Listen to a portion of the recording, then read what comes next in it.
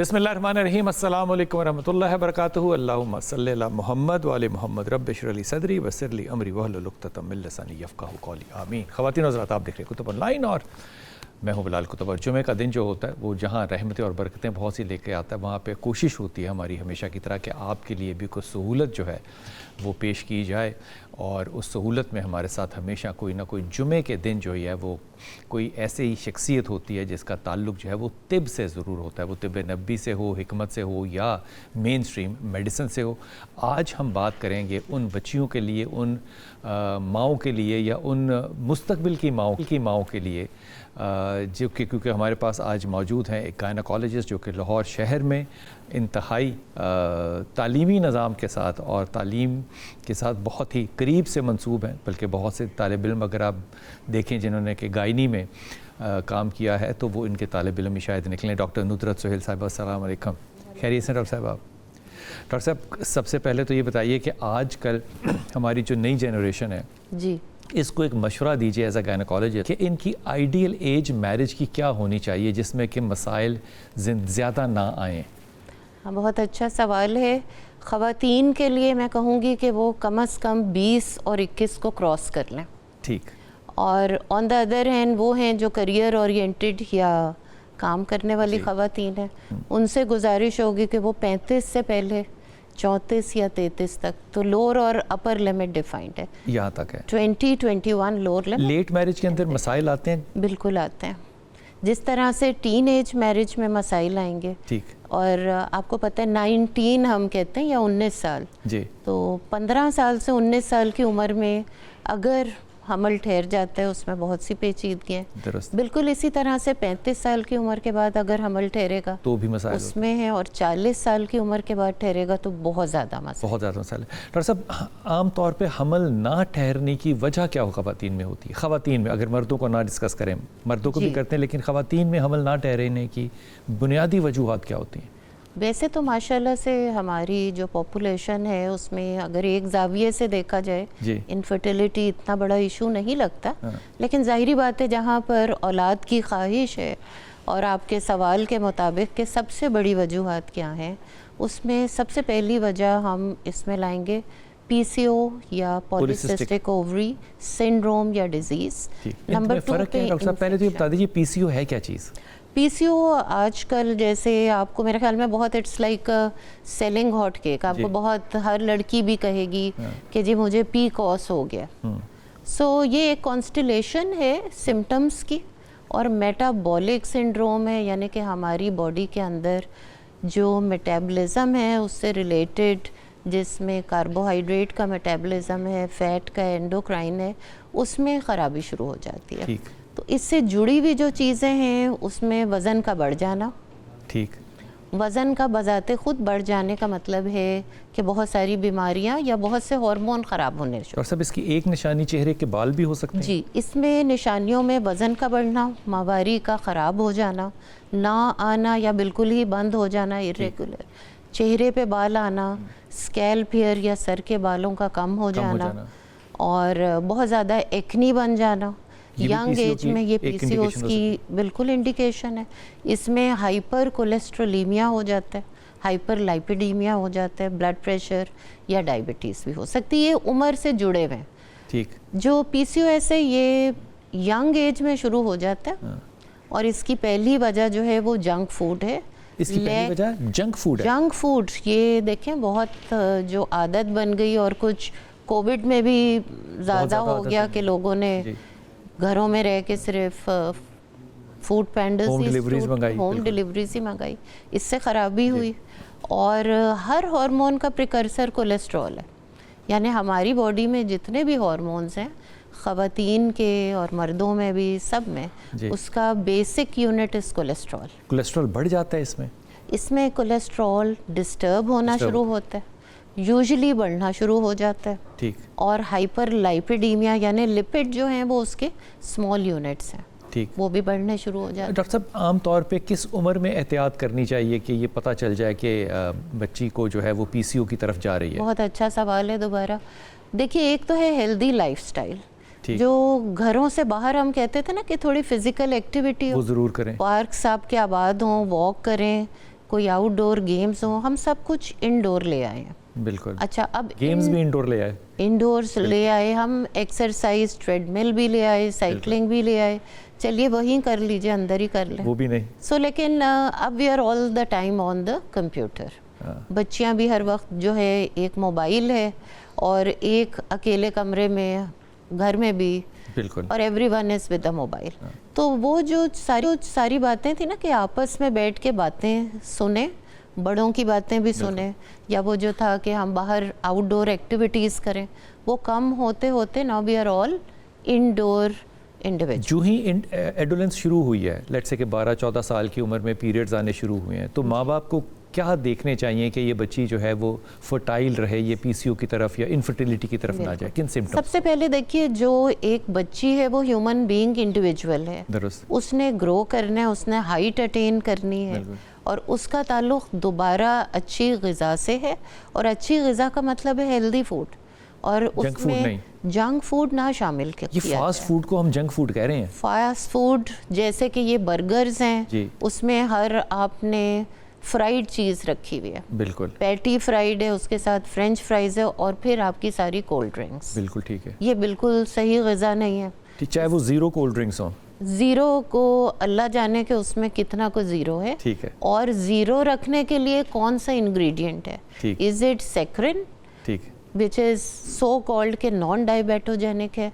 लेकिन ये सारी चीज़ें देखें, रिसर्च भी 10 साल के बाद एक नई बात या पलट के पुरानी बात को कहती है कि लेट्स रिविजिट। बिल्कुल, सो ये है, माँ बाप को ख्याल रखना चाहिए कि हमारी जो बच्चे हैं, चाहे वो लड़का है या लड़की, क्या खा रहे हैं, और फिर वो आउटडोर एक्टिविटीज़ में इन्वॉल्व हैं कि नहीं। और सब जंक फूड के अंदर ये फूड भी शामिल करेंगे जो हम स्ट्रीट फूड लेते हैं, पाए हैं, चने हैं, इस तरह की चीज़ें जो हैं, आप खुद बताइए कि ये बिल्कुल आएंगे।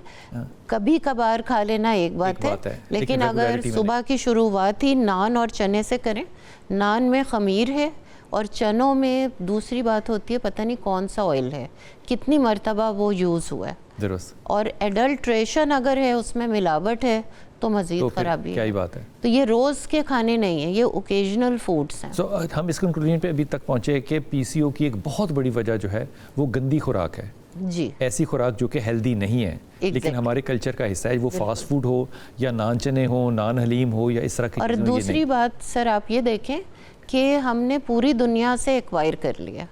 हमने शवारमा भी हम ले आए, हम चाइनीज़ भी, वो स्टर फ्राई भी ले आए, यानी दुनिया में जहाँ जहाँ जो फूड था ओकेजनल खाने वाला, वो हम सारे ले आए, और हमने उसको डेली बना लिया, हमने वो डेली हम खाते हैं। अब घर की, मैंने अक्सर सुना है अपनी कोलीग से भी और देखा भी अपने घरों में भी, कि सिर्फ it is the mother and father जो घर में रोटी पक्की हुई सालन के साथ खा रहे हो, बाकी कोई नहीं खाता। बाकी सारे बच्चों की अपनी प्रेफरेंसेस हैं। सही बात। दूसरी चीज़ हम कहेंगे लाइफस्टाइल मॉडिफिकेशन, एक्सरसाइज, वॉक, कितनी वॉक करनी है। स्ट्रेस कितना इसके ऊपर अमल करता है? स्ट्रेस को मैं तो थोड़ा सा नीचे ही रखूँगी। Stress automatically comes in. देखें ना, एक होती है आपकी इमेज इन द सोसाइटी, आपका वज़न बढ़ना शुरू हो जाए, एक्नी हो जाए, आपके चेहरे पे बाल आने शुरू हो जाए, आप सोसाइटी में एक्सेप्टेबिलिटी उस यंग गर्ल की कम होती चली जाती है, और एक उसको psychological anxiety which can later on lead to a stress and maybe कि डिप्रेशन भी हो जाए। पीसीओ के साथ जुड़ा हुआ है मेंटली बहुत ज़्यादा एंजाइटी और स्ट्रेस। डॉक्टर साहब, इसको पॉलीसिस्टिक ओवरी सिंड्रोम कहते हैं? इसकी दो चीज़ें भी है। ये देखें, जितने भी हमारे कंसेंसस होते हैं ये इंटरनेशनल होते हैं, ठीक, इसकी पूरी सोसाइटीज़ बनती हैं, और बहुत big bodies they sit and they have a consensus. ये नहीं कि एक कोई कह दे। डिस्कवर ये दो लोगों ने किया था, 1935 में किया था, और वो ये उन्हीं ने एसोसिएशन, दो साइंटिस्ट ने ढूंढी थी कि जो ख़वातीन वज़न में ज़्यादा हैं या चेहरे पे बाल हैं, उनकी ओवरीज में मल्टीपल सिस्ट्स हैं, वो जिनको आमतौर पे कहते हैं कि थैलियाँ बन गई हैं, अंडे दानी में पानी की थैलियाँ बन गई हैं। अच्छा, अब बिल्कुल ओवरी में हैं ही बहुत सारे फॉलिकल्स हैं, बहुत सारे अल्लाह ताला ने ओवर्स या अंडे रखे हुए ठीक। फॉर कंटिन्यूड रिप्रोडक्शन, ठीक। जो मिलियंस की तादाद में है, और ये साइक्लिकल होते हैं, ये बढ़ते हैं और फिर छोटे हो जाते हैं। डॉक्टर साहब, आमतौर पे बहुत से पेशेंट ऐसे भी होते हैं जो कि ये कहते हैं कि हमें सर्जरी सजेस्ट की गई है कि हम पॉलीसिस्टिक हैं तो सर्जरी करा लें, लेकिन वो थोड़ी देर से बाद फिर रीअकरेंस हो जाती है। तो सर्जरी इसका सोल्यूशन है? आई थिंक आपके प्रोग्राम के हवाले से आज 2 बातें करनी बड़ी ज़रूरी है। जी बिस्मिल्लाह। पहली बात तो ये है कि देखिए पॉलीसिस्टिक ओवरी जो है ना, ये हेरिटेंस में आती है, इनहेरिटेंस में है। इनहेरिटेंस है। हाँ जी, और सर्टन रेसेस में, जैसे हमारी रेस है, इसमें कॉमन है। ठीक। यानी कि ये हमारे क्रोमोसोम के ऊपर लगी हुई है। एक जीन्स है, उनकी ऑल्टरेशन होगी, और या फिर एनवायरनमेंट के ऐसे फैक्टर्स होंगे। अभी तक हमने जो बातें की हैं वो एनवायरनमेंट है। ठीक है। सो वन इज जीनोम, यानी कि जीनियाती तौर में मौजूद है। दूसरा है एपिजीनोम, आपकी एनवायरनमेंट क्या कर रही है। सो पहली चीज़ तो ये है कि सर्जरी इसका हल नहीं है। पूरी दुनिया में इस वक्त इसका इलाज सर्जरी से नहीं करते, और बहुत ही रेयर केसेस में करते हैं। इसका इलाज है नंबर 1 पे लाइफस्टाइल मॉडिफिकेशन। आप उठें और चलें, वज़न को कम कीजिए। इसकी एक और वेरिएशन है जिसमें वज़न कम ही होता है। ठीक। सो ये एक डिजीज़ नहीं, जितनी हमने सिम्टम्स डिस्कस किए हैं, इसका दूसरा पहलू है कम वज़न वाली लड़कियों में भी हो सकता है। अच्छा, वहाँ पे इसकी ट्रीटमेंट थोड़ी सी मुश्किल है। अच्छा। क्योंकि वहाँ पे वज़न तो ऑलरेडी कम है। ये मुमकिन है, यानी कि ये सिम्टम जो है बालों के, सर के, चेहरे के ना हो, वज़न भी कम हो, और फिर भी पॉलीसिस्टिक? जी बिल्कुल। सो पॉलीसिस्टिक का देखिए मतलब ये है कि ओवरी में 12 से 15 जो फॉलिकल्स हैं उनका साइज़ 1 से 2 सेंटीमीटर हो, और हम उसे अल्ट्रासाउंड पे देखें और हम कहें कि ये ओवरीज पॉलीसिस्टिक हैं, जबकि इसका नाम वैसे पॉलीफॉलिकुलर होना चाहिए था। सिस्ट या थैली से लगता है, या आप किसी को बताएंगे वो समझेगी मेरे में कोई बीमारी है। सो कहा यह जाता है a female is born with PCOS, she will PCOS, and I would not say she will die with PCOS। एक कॉलर है डॉक्टर साहब, वो ले लें। जी आयशा, अस्सलाम वालेकुम बेटा। जी आयशा, आपको आवाज़ आ रही है? जी जी, मुझे आवाज़ आ रही है, आपको मेरी आवाज़ आ रही है? जी जी, फरमाइए बेटा। मुझे डॉक्टर साहबा से पूछना था कि मैं 6 मंथ्स प्रेग्नेंट हूँ और मेरे सर में इतना दर्द रहता है ऑल द टाइम। नौजिया तो पहले ख़त्म हो जाना चाहिए, लेकिन अभी तक नौजिया भी बहुत ज़्यादा है, और माइग्रेन रहती है मुझे। तो डॉक्टर से जब मैंने कंसल्ट किया तो उन्होंने कहा ये प्रेगनेंसी की वजह से मेरे सर में 24/7 दर्द रहता है। फिर मेरे पाँव सूजे रहते हैं, मेरे पाँवों के अंदर ऐसा लगता है कि जो टांगों का पूरा फ्लूइड है वो मेरे पाँवों में आ गया है। वो मेडिसिन देते हैं, मेडिसिन खाती हूँ, लेकिन कोई फ़र्क नहीं पड़ रहा। आप ये सर दर्द अपने खामन को ट्रांसफ़र कर दें, उससे कि उधार ले ले आपसे। मैं डॉक्टर साहब से डॉक्टर साहब, ये सारे सिम्टम, सर दर्द हो रहा है, पाँव फूले हुए हैं, ये बहुत अच्छा किया कि इन्हीं ने बताया। 90% ख़वातीन के जिस्म में पानी ठहर जाता है प्रेगनेंसी के दौरान। इसमें से 7 से 15% को ब्लड प्रेशर हो सकता है। ठीक। हेडेक जो है बजाते खुद इसकी कई वजूहात हैं। एक पहली वजह डिहाइड्रेशन है, जैसे इन्हीं ने कहा कि मुझे पहले तो नोजिया एंड वॉमिटिंग था, अगर वो बहुत ज़्यादा था उसकी वजह से बॉडी हाइड्रेटेड नहीं रहती, तो हो सकती है। सेकंड ये होता है कि प्रेगनेंसी में पहले 3 महीनों में फिजियोलॉजिकली या कुदरती तौर पे ठीक रखने के लिए हाइपोटेंशन होती है, उससे ब्लड प्रेशर लो हो सकता है। ये वक्ती तौर पे होता है, कभी कभी ब्लड प्रेशर 90/50 भी हो जाता है या 80/40 भी हो जाता है, और लोग समझते हैं कि अब हमें पानी में नमक डाल के फ़ौरन ऐसा नहीं करना चाहिए। ऐसे नहीं करना चाहिए। डॉक्टर साहब, एक वक्फा हो रहा है, मैं वापस आके इस मौजू को शुरू करता हूँ। वो जो अर्ली स्टेजेस हैं, जो हमल के इब्तदाई अयाम हैं, पहले 3 महीने ले लीजिए मिसाल के तौर पे, 3-4 महीने लीजिए, इनमें ख़वातीन के मसाइल क्या होते हैं, और इनमें फिर इन मसाइल का अगर हल होता है तो वापस आके डॉक्टर साहब से वो डिस्कस करते हैं।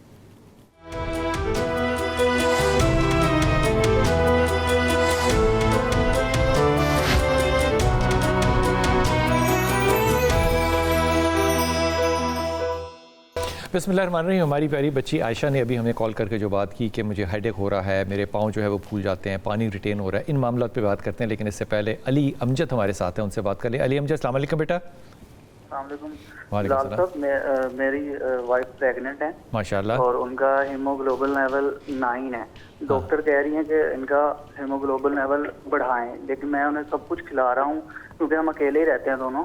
तू अपने हाथ से खिलाता है अली? जी, मैं खुद ही बना के खिलाता हूँ। ओ तेरी खैर हो, क्या बात है, वाह वाह वाह। अच्छा, लेकिन फिर भी उनका हीमोग्लोबिन लेवल बढ़ ये नहीं रहा। पहले तो ये बता कि ये मोहब्बत में करता है कि फ़र्ज़ के तौर पे करता है?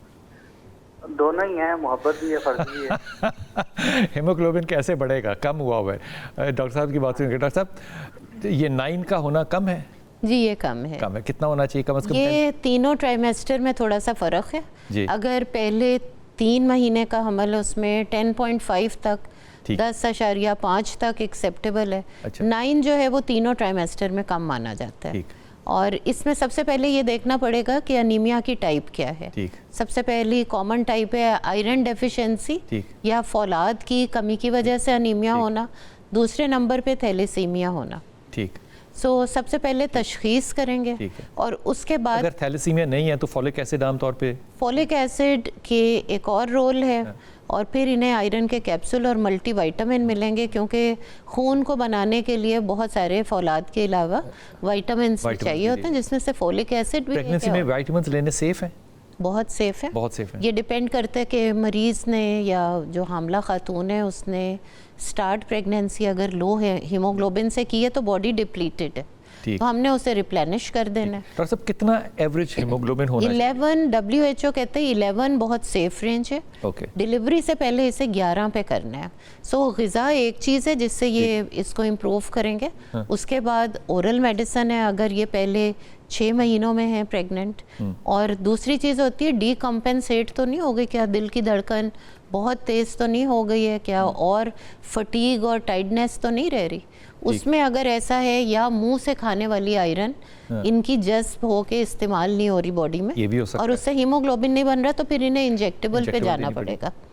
और अगर और फिर भी ड्रॉप हो रही है या डीकम्पेंसेशन हो रही है तो कभी कभी ब्लड भी लगाना पड़ता है।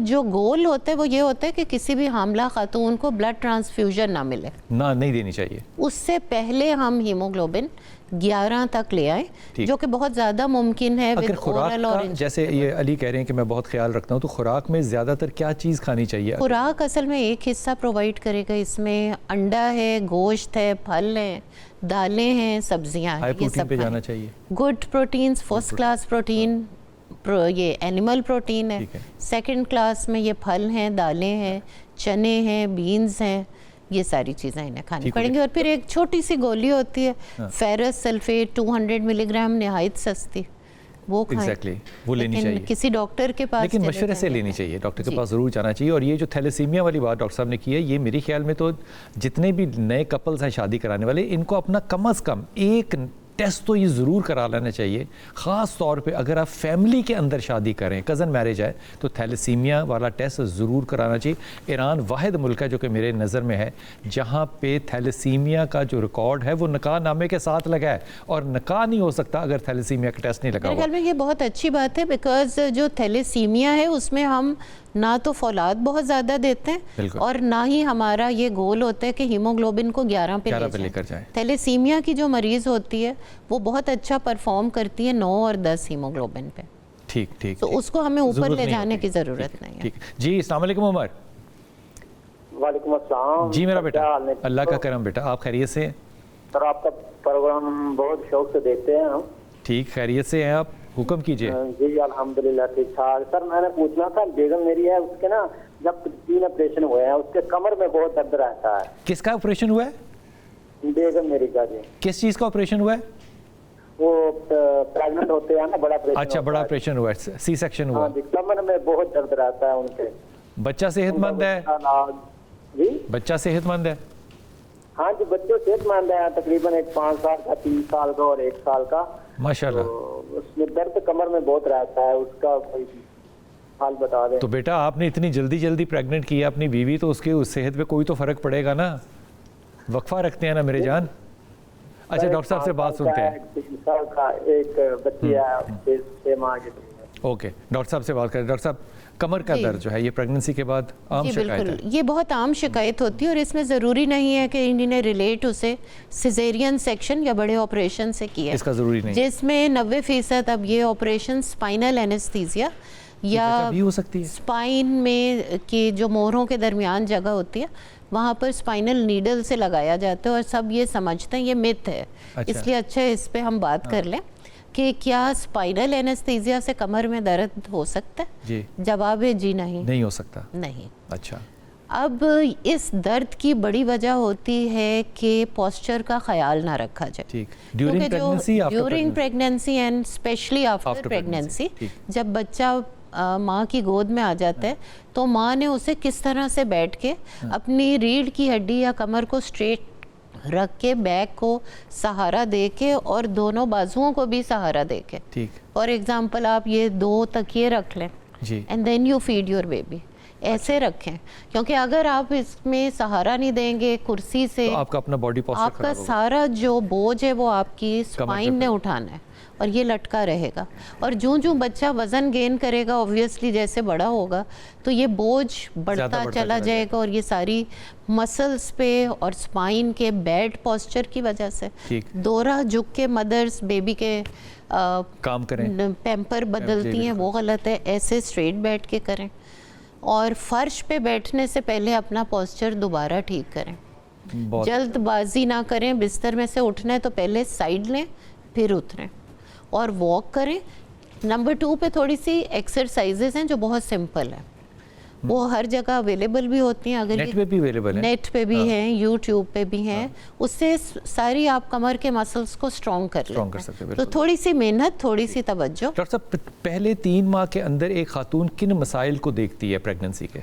इसमें सबसे कॉमन कुछ माइनर हैं, कुछ मेजर हैं। जी। माइनर में नोजिया वॉमिटिंग है जो एक अलामत है प्रेगनेंसी की। ये अच्छी लामत है या बुरी लामत? ये अच्छी भी है और बुरी बन सकती है। अच्छी इसलिए है कि बगैर डॉक्टर के पास जाए आपको ये पता होता है कि प्रेगनेंसी कंटिन्यू कर रही है। ठीक। बुरी ये तब बन जाएगी अगर इतना लगातार नोजिया वॉमिटिंग होगा कि कि मुंह के जरिए पानी भी नहीं ले सकते, कुछ खा भी नहीं ठीक। सकते, तो आप डिहाइड्रेशन और इलेक्ट्रोलाइट इम्बैलेंस में जा सकते हैं। जी। फिर आपको हॉस्पिटल में दाखिला और पानी लगवाना पड़ेगा, आपको ड्रिप्स ड्रिप लगवानी लगानी पड़ेगी। लेकिन जो बहुत ही पेचीदा या मेजर इशू है वो है कि खुदा ना खास्ता एक्टोपिक प्रेगनेंसी या ट्यूब में हमल ना ठहर जाए, ये जानलेवा हो सकता है। ये जानलेवा हो सकता miss carriage is one thing, यानी कि हमल का ज़ाया हो जाना। है। ये पहले 3 माह ये डेंजरस होता है। पहले 3 महीने में 80% चांस 15% चांस हो सकता है कि हमल ज़ाया हो जाए। ठीक। लेकिन अगर तो वो यूट्रस में था और ज़ाया हो गया, उससे जान को उतना ख़तरा नहीं है जितना अनलेस के ब्लीडिंग बहुत ज़्यादा हो। ठीक। लेकिन अगर ट्यूब में हमल ठहर जाता है ठीक। तो ये आपकी ज़िंदगी के लिए खतरा दिया जा ख़तरनाक सकता है। है। डॉक्टर साहब जिन खवातीन को वॉमिट हो रहा होता है पहले 3 माह में, वो वॉमिट के लिए मेडिसिन ले सकती हैं?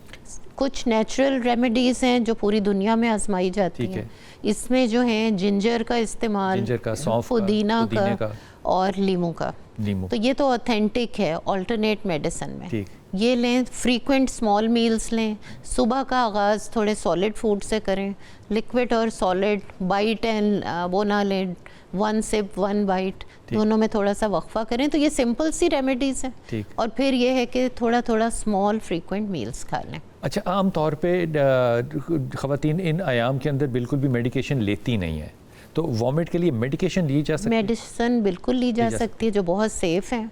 बहुत से सारे इसके ग्रुप्स हैं और किसी भी डॉक्टर से रुजू मशवरा करके करेंगे लेना पड़ेगा। तो ये ग्रुप्स बहुत ज़्यादा हैं और they are very effective. Doctor साहब इन पहले आयाम के अंदर एक बहुत बड़ा सिम्टम जो और होता है वो कॉन्स्टिपेशन है। जी, तो कॉन्स्टिपेशन के लिए कुछ सोल्यूशन है या बस बहुत अल्लाह के वाले? सोल्यूशन है। उसमें भी अगेन डाइट है आपकी। अच्छा। ये फलों का इस्तेमाल ज़्यादा करें। ठीक। पहले 3 महीने जो हमल के हैं उसमें अल्लाह ताला ने नौजिया वॉमिटिंग 2 वजूहात से जो मैं अपने एनालिसिस से समझ सकी हूँ। जी। नंबर 1 ये कि बहुत ना खाया जाए, क्योंकि बहुत ना अगले- खाया जाए। ना खाया जाए, अच्छा। वज़न बहुत ना बढ़े। ठीक। पूरी प्रेगनेंसी में 8 से 12 किलो वज़न बढ़ जाना काफ़ी है। ठीक। ठीक। सो ओवर ईटिंग ना की जाए, दूसरी गलत चीज़ें ना खाई जाएं। सो फूड से एक एवर्जन है, ये पहली चीज़ है। ठीक। और नंबर 2 पे ये है कि ये साइन है कि प्रेगनेंसी कंटिन्यू हो रही है। ठीक।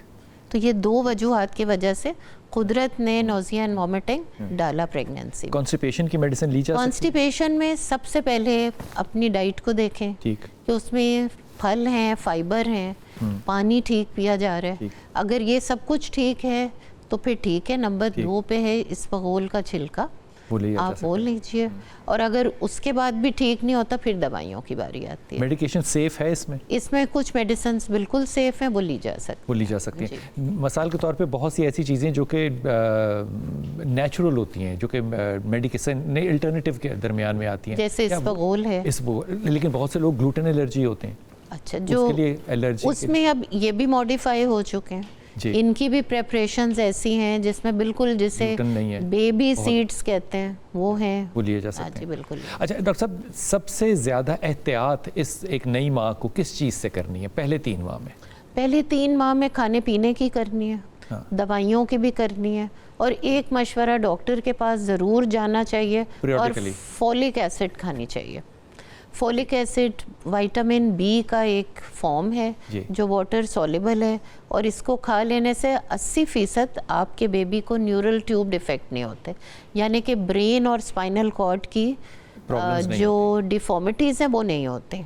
बहुत अच्छा। तो बाहर के ममालिक में तो उन्हीं ने फूड सीरियल जो होते हैं उसमें ये डाला हुआ होता है, तो हमारे मुल्क में ये नहीं है। एक छोटा सा लूँगा वक्फा, और ये बात जो है ये पहले 3 माह वाली जो माएँ हैं उनके लिए कि जनाब आपने अपने खाने का ख्याल रखना है, बहुत ज़्यादा हेल्दी डाइट लेनी है, फ्रूट्स को शामिल करें, इसबगोल ले सकते हैं अगर कॉन्स्टिपेशन हो। फॉलिक एसिड जो है वो आपके बच्चे के लिए बड़ा हेल्दी होगा, लेकिन ये इस बात का ख्याल रखिएगा कि ये तमाम चीज़ें करने के लिए आपका जो डॉक्टर है उसका मशवरा और उस आपकी ज़िंदगी में उसका हिस्सा जो है वो परमानेंटली और पीरियडिकली होना चाहिए। अभी वापस आते हैं और इस बात को कंटिन्यू करते हैं।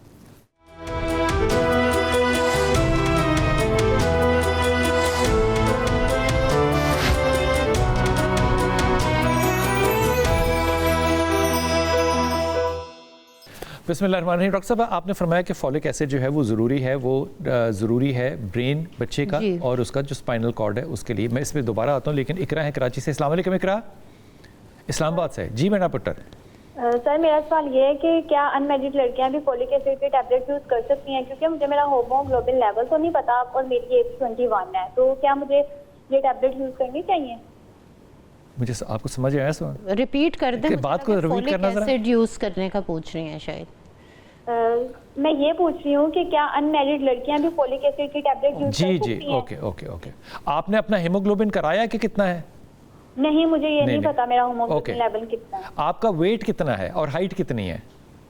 मेरा वेट 45 है। और हाइट कितनी है माशाल्लाह? हाइट मेरी 5.3। एज 21। ओके डॉक्टर साहब। बेटी की हाइट और वेट माशाल्लाह बहुत अच्छा इन्हीं ने रखा हुआ है। फॉलिक एसिड की जो बाकी बॉडी में ज़रूरत है बिसाइड्स आउटसाइड प्रेगनेंसी, वो ये कि हमारे सेल्स जितने भी हैं उन्हें जो रैपिडली टर्न ओवर होता है फॉलिक एसिड चाहिए। फॉर एग्जांपल जब कोविड आया तो हमें फॉलिक एसिड की यूटिलिटी का पता चला, और बहुत सारी ऐसी इन्फ्लेमेटरी कंडीशंस या इन्फेक्शंस हैं जहाँ पर हम फिर बी कॉम्प्लेक्स देते हैं। बी कॉम्प्लेक्स की अच्छी बात यह है कि ये बॉडी में से एलिमिनेट भी हो जाता है और इसके कोई साइड इफ़ेक्ट्स। डॉक्टर साहब, ये फॉलिक एसिड आदमी भी ले सकते हैं? जी बिल्कुल ले सकते हैं, वाटर सॉल्युबल विटामिन है और ये लिया जा सकता है। अगर लेना हो तो इसका क्या? इसकी डोजेज एक होती है, अगर हम डेली अलाउंस में देखें तो वो 400 माइक्रोग्राम्स काफ़ी होते हैं। 400 mg माइक्रोग्राम्स डेली की डोज डेली ले सकते हैं। अच्छा। इसकी बहुत सस्ती सी एक गोली अवेलेबल होती है जिसमें 5 मिलीग्राम है, और वो इतनी पुरानी है जिसको कम से कम 30-35 साल है। मैं किसी कंपनी का नाम नहीं यहाँ पर ले रही, तो वो इतनी सस्ती गोली है कि उसमें 100 टैबलेट्स होती हैं, आप रोज़ एक खा सकते हैं। और ये जो विटामिन बी कॉम्प्लेक्स की आप बात करें, इसमें विटामिन बी की सारी फैमिली है, फॉलिक एसिड नहीं है? सिर्फ 1 कंपोनेंट है बी कॉम्प्लेक्स का। फैमिली का जो होता है वो और गोलियों में है, क्योंकि ये B1 है, 6 है, 12 है, ये इसमें सिर्फ एक टाइप है। अगले जो 3 महीने यानी कि प्रेगनेंसी जो है वो 3 से 6 महीने के दरमियान जो है, इसमें क्या मसाइल आते हैं? पहले जैसे हमने 3 महीने में बात कर ली कि इसमें मिसकैरेज और एक्टोपिक, नोजिया, वॉमिटिंग। उसके बाद जो है इसमें बेसिकली बच्चा बहुत तेज़ी से डेवलप हो रहा होता है, और उसमें मेजर ऑर्गेनोजेनेसिस या उसके जितने भी बॉडी के अहम आज़ा हैं, वैसे तो वो बन रहे होते हैं, सारे आज़ा अहम हैं, लेकिन ब्रेन, हार्ट, किडनीज, लिवर, ये सब कुछ बन रहा होता है। सो इस ट्राइमेस्टर में अगेन वो जो पहले वाली केयर है खाने पीने की वो जारी रहे, लेकिन क्योंकि अब बच्चा बहुत तेज़ी से बन रहा होता है तो अगेन आपकी डाइट और विटामिन्स का रोल है। एक अल्ट्रासाउंड करवाना 18th वीक पे 18 to 20 वीक्स यानी 4.5 महीने से 5 महीने तक ज़रूर कराएं और ये देख लें कि बच्चा ठीक बने। ओके, कोई ग्रॉस या बड़ी उसमें एबनॉर्मेलिटी तो नहीं है, ठीक, क्योंकि अगर उसका स्कल नहीं बना जी, तो ये तो पहले जो अल्ट्रासाउंड थे 3 मंथ्स में उसमें पता चल जाएगा। इसे एनेनकेफ्लिक बेबी कहते हैं और ये पोटेंशियली कुछ ऐसे डिफेक्ट्स होते हैं जिसमें बच्चा जिंदा नहीं बचता। सो ये वाली बात है। इसी तरह से 18 और 20 हफ्ते में जो अल्ट्रासाउंड किया जाता है उसमें देखते हैं कि ये बच्चा ठीक डिवेलप हुआ है, इसमें कोई एबनॉर्मेलिटी तो नहीं है। क्योंकि अगर एबनॉर्मेलिटी और उसके साथ बच्चा ग्रो करता चला जाए, फॉर एग्जांपल कार्डियक 4 चैम्बर्स के बजाय 2 चैम्बर बने, ये बच्चा इन यूट्रो तो कुछ अरसे जिंदा रहेगा लेकिन जब बाहर निकलेगा नहीं ठीक होगा। इसी तरह से brain is the main control of the human body. अगर ब्रेन ठीक डेवलप नहीं हुआ तो ये बच्चा तो एक वेजिटेटिव फॉर्म में आगे चलेगा। और कुछ इस तरह के एनॉमलीज होते हैं कि maybe the baby will die within uterus, 24-26 हफ्ते पे उसकी डेथ हो जाए। डॉक्टर साहब, आमतौर पे विटामिन्स किस तरह के हैं जो कि ले लेने चाहिए? विटामिन्स की जो अच्छी क्वालिटी के है वो बहुत ज़रूरी है कि कोई नॉन कंपनी के, नॉट एनी कंपनी के आप ना लें। ठीक। और विटामिन्स में उसमें एक रिकमेंडेड डोजेज पड़ी हुई है, वो आपके लिए ठीक है। सो सबसे पहले तो आप ऐसे फलों का इस्तेमाल करें। ठीक। ज़रूरी नहीं कि आप विटामिन्स खाएं, लेकिन एक प्रेग्नेंट लेडी को एक स्मॉल डोजेज में आयरन, विटामिन सी, कैल्शियम और विटामिन डी चाहिए। ये बहुत ज़रूरी है। विटामिन सी चाहिए, विटामिन डी चाहिए और आयरन चाहिए। ये तो मैंडेटरी है, ये मैंडेटरी है। बाकी उसमें क्योंकि ऐड किए हुए होते हैं, बिकॉज अच्छी बात है कि इसी बहाने से बाकी भी छोटी मैग्नीशियम है, जिंक है, मिनरल्स, मैग्नीज, वो क्रोमियम है, वो एक बहुत बड़ा लिस्ट है विटामिन्स की। इतने दुनिया में विटामिन्स डिस्कवर हो चुके हैं कि डॉक्टर साहब, अब आखिरी जो 3 महीने हैं उसके अंदर क्या सिम्टम्स या मसाइल आ सकते हैं? इसी ट्राइमेस्टर की अगर हम बात करें तो 5वें महीने से अगर ब्लड प्रेशर बढ़ना शुरू हो जाए, ठीक, हाइपरटेंशन इन प्रेगनेंसी, ये बहुत एक अहम चीज़ है जिस पे हम बात करना चाहते हैं आज के प्रोग्राम में। किसी भी प्रेग्नेंट लेडी को, जैसे हमने बात की थी कि 20 साल से कम उम्र लड़कियां और 35 साल से ज़्यादा उम्र की ख़वातीन, इनको हमल में ब्लड प्रेशर हो सकता है। जिन्हें तो 20 हफ्ते के बाद ब्लड प्रेशर हो रहे हैं, इसको हम प्रेगनेंसी इंड्यूस्ड ब्लड प्रेशर कहते हैं। इसकी वजह प्लेसेंटा है, जब तक से ये डिलीवर नहीं होंगी ये ब्लड प्रेशर सेटल नहीं होगा। और ये कोई वो वाला ब्लड प्रेशर नहीं है कि सिर्फ आपने मॉनिटर पे देखा है कि 140/90 हम कट ऑफ लेते हैं बिटवीन पैथोलॉजी एंड नॉर्मल। ठीक, जी, सिर्फ वो ब्लड प्रेशर नहीं है। इससे आपकी बॉडी का हर ऑर्गन और हर टिश्यू डैमेज होता है। ब्रेन भी होगी, आई साइट पे भी इफ़ेक्ट हो सकता है, हार्ट पे भी हो सकता है, किडनी, लिवर, और सबसे बढ़ के इसमें प्री एक्लेम्शिया और एक्लेम्शिया हो सकता है, यानी कि झटके लगने की, और इससे जान भी जा सकती है, मदर की भी और बच्चे की ग्रोथ पे भी असर है। ब्लड प्रेशर अगर हो तो मेडिकेशन ले सकती है माँ? फ़ौरन डॉक्टर से रुजू करना चाहिए। जो हमारी एक बेटी ने पहले, आयशा ने सवाल किया था कि मेरे पाँव सूज रहे हैं और हेडेक रहती है। 3 अलामात को गौर से देखना चाहिए। हेडेक, पूरी बॉडी में पानी का ठहरना, पैरों का सूजना, चेहरे पे सोजिश आ जाना और ब्लड प्रेशर का बढ़ जाना, इसको बहुत संजीदा लेना चाहिए। साथ ही डायबिटीज़ के लिए भी टेस्ट करना चाहिए और उसको भूल नहीं जाना चाहिए कि हीमोग्लोबिन हमने हर ट्राइमेस्टर में चेक करनी है। और वो क्योंकि अभी हमारे पास टाइम होता है कि हम उसे गोली से और टीकों से 11 पे ले जाएं। ठीक। डॉक्टर साहब, डायबिटीज़ जिन ख़वातीन को होती है वो डायबिटीज़ फिर रिवर्स हो जाती है? 2 किस्म की डायबिटीज़ हैं। एक वो जो डायबिटिक मॉम्स प्रेग्नेंट हो जाएंगी वो उनके साथ वो तो रहेगी, उसका कंट्रोल है। लेकिन जिन्हें 6th मंथ पे होती है डायबिटीज़, इसको हम कहते हैं जेस्टेशनल डायबिटीज़, क्योंकि इंसुलिन मेन हार्मोन है जो शुगर को कंट्रोल करते हैं। प्रेगनेंसी के सारे हार्मोन्स उसके मुखालिफ हैं। यानी इंसुलिन अकेला, बाकी सब एक सारे उसके मुखालिफ हैं। और इसमें प्लेसेंटा से बनने वाला एक हार्मोन होता है, ह्यूमन प्लेसेंटल लैक्टोजन, बाकी सारे और ईस्ट्रोजन, प्रोजेस्टेरोन। लेकिन HPL जो हार्मोन का मैं बता रही हूँ, ये बहुत बड़ी मिक़दार में बनना शुरू होता है और वो इंसुलिन को एंटेगोनाइज करता है और इंसुलिन कम होती चली जाती है और the mother can become diabetic. और सब एक खातून जो है अगर आखिरी 3 माह में है या दरमियान के 3 माह में है, उसको किस तरह के काम करने चाहिए या किस तरह के कामों से उसको परहेज़ करना चाहिए? प्रेगनेंसी में हम एनकरेज करते हैं कि एक्टिव रहें, एक्टिव रहें। अच्छा। अगर कोई प्रॉब्लम नहीं है, ठीक, देखिए मतलब डॉक्टर ने कहा बेड रेस्ट तो ज़रूरी नहीं है, फिर बेड अगर डॉक्टर ने कहा है तो किसी वजह से कहा, बिल्कुल वजह के बगैर डॉक्टर भी नहीं कहेगा। ठीक है। बेड रेस्ट की यूजुअल जो रीज़न होती है वो ब्लीडिंग होती है। ठीक, अगर आपको ब्लीडिंग की वजह ख़ास करके आपका प्लेसेंटा लो लाइंग है या प्लेसेंटा प्रीविया है, क्योंकि ये लफ्ज़ थोड़ा सा मेडिकल जार्गन बन जाता है, लेकिन अगर डॉक्टर ने तशख़ीस करके बताया कि आपका प्लेसेंटा बच्चेदानी के लोअर सेगमेंट में है या बिल्कुल सर्विक्स इंटरनल ऑस के पास है, आपको रेस्ट की ज़रूरत है ताकि ब्लीडिंग ना हो, क्योंकि इन ख़वातीन को है, उनको रेस्ट करना है। अगर किसी का ब्लड प्रेशर इतना हाई लेवल का है, इतना अपर है कि 160-100 जा रहा है और वो मेडिकेशन पे हैं या बेबी की ग्रोथ नहीं हो रही है, तो उसमें लेफ़्ट लैटरल लेटने से बेबी की ग्रोथ भी बेहतर होगी। लेफ़्ट साइड पे ये भी याद रखना चाहिए कि उल्टे हाथ की करवट पे लेटने से बच्चे को खून ज़्यादा जाता है।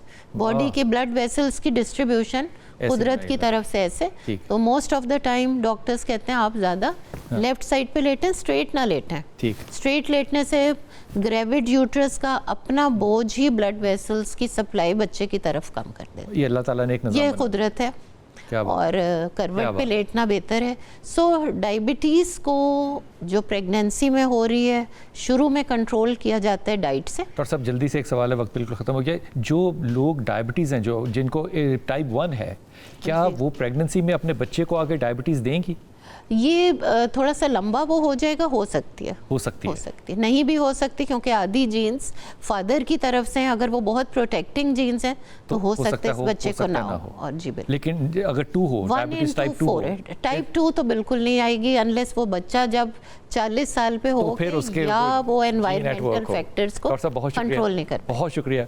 वो मुझे तो लग रहा था कि मैं क्लासरूम में बैठा हूँ और ये इन्फॉर्मेशन जो है, ये मैं ईमानदारी से कह रहा हूँ कि वो माएँ जो कि अभी माएँ बन रही हैं, बनने वाली हैं या इन प्रोसेस हैं, उनके लिए कितनी कारआमद होगी ये वही जानता है कि जो कि इस प्रोसेस में से गुजर रहा है। अपनी दुआ में याद रखिएगा। अल्लाह आपको सलामती दे और असलामती बांटने वालों में से रखे। आमीन।